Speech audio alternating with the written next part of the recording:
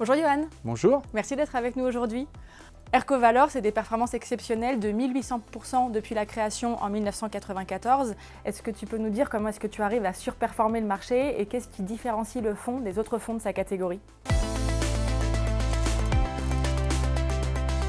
Alors 1994, ça fait 27 ans, il n'y a pas beaucoup de fonds qui ont 27 ans d'existence. Ça c'est un premier point. On a gardé l'ADN du fonds, c'est un fonds concentré, plutôt large cap, plutôt cette approche top-down, mais derrière on a beaucoup travaillé la partie bottom-up. Et puis donc un scénario que l'on établit, un scénario macro que l'on établit et sur lequel en règle générale on ne s'est pas trop trompé ces dernières années.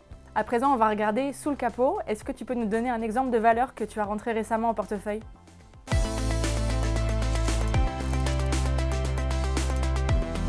Alors, par exemple en Chine, ce n'est pas le seul, on est rentré sur le secteur de l'éducation en ligne.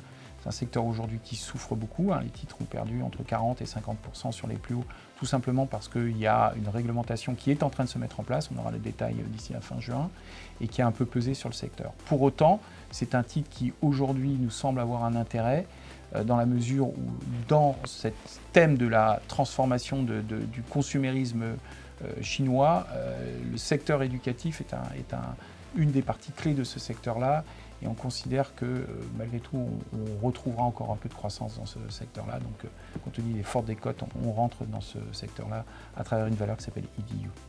Si tu avais une zone géographique à jouer, laquelle ce serait?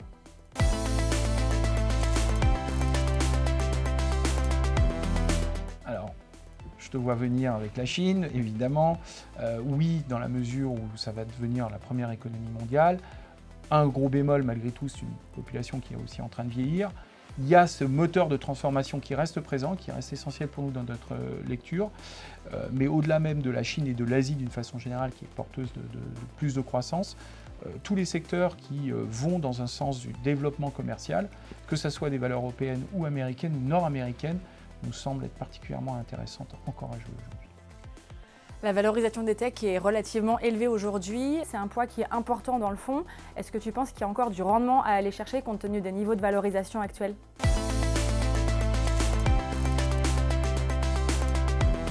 C'est à peu près 20% du fonds. Oui, parce que dans la tech, il y a beaucoup de choses.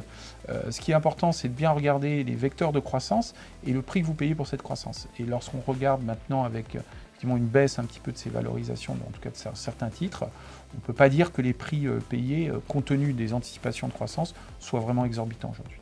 AstraZeneca et Pfizer, c'est deux valeurs que tu avais en portefeuille. Est-ce que tu les as toujours et est-ce que c'est pertinent de les conserver aujourd'hui?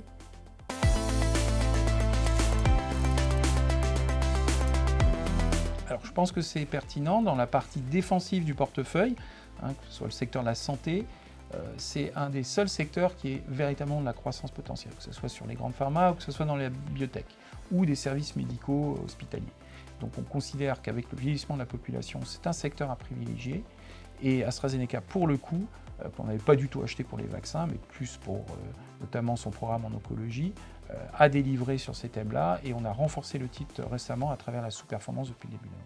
Et enfin, la question bonus, le fonds fait aujourd'hui plus de 3 milliards. C'est pas trop compliqué de piloter un fonds si gros?